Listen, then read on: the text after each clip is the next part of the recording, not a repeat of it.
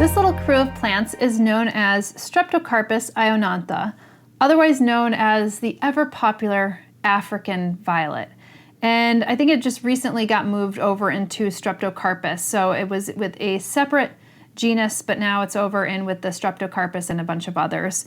But ionantha, as you may know, because I did Tanazania ionantha, means with a purple flower.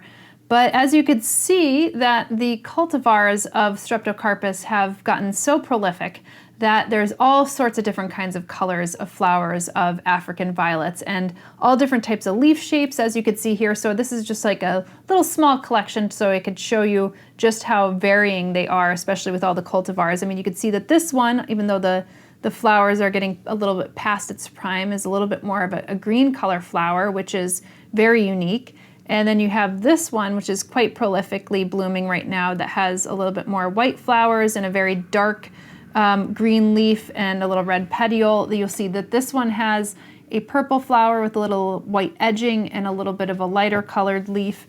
And then you have this cultivar, which has a completely different leaf altogether. But you'll see that it has this kind of like fuzzy leaf, very similar to I'm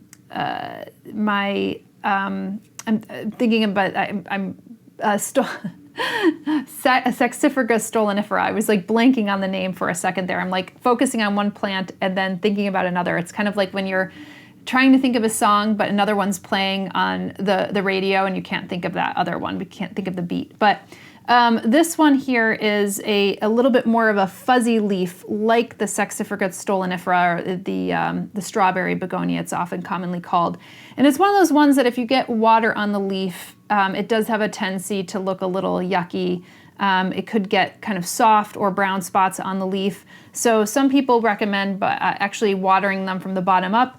I just kind of do simply where I just move a couple of the leaves up like this, and then I will water it. And that is just basically all I do with that plant, is just like pull it up and then water it. Same thing with here, just pull it up and water. And you can see that the substrate that I have these kind of growing in is a little bit more of a peaty mixture. I think these plants do have a tendency to like a little bit more of a peaty, maybe a little bit more of an acidic mixture, not too acidic, but just enough peat in order for be able to do that. And these are common plants. You could pick them up in the garden center or at the plant shop. I actually just like picked this one up not too long ago, maybe just like a couple months ago. And it's one of those plants that's kind of like an ever bloomer. I'm not saying that it's blooming all the time, but it blooms pretty well. And I have most of these kind of positioned in my northeast facing window because, again, they don't need any kind of highlight conditions. However, this one, which is blooming pretty prolifically right now, is growing right under a little LED grow light. The LED grow light does not get hot, but literally it is probably a half an inch away from the grow light. And it's just putting out a bunch of these blooms. It was probably already setting bud. So I'll be very curious after running this like a couple seasons whether it will actually start to prolifically put out those blooms again. As far as fertilizing goes, you could give maybe like a 1-3-1. You know, it is like a little bit more of an ever bloomer, so you want to give a little bit more up on that phosphorus level. And I actually didn't say where these are originally native to, but these are originally native to Trinidad and Tobago. So all my Trinis out there, you'll be very excited to hear that. I mean, I haven't been to Trinidad and Tobago in a very long time, but man, the bacon shark and stuff out there, like the curry flavors. I mean, if you ever get a chance to go to Trinidad and Tobago, I know this is a complete, like, you know, 180 from where we were talking about with the plants.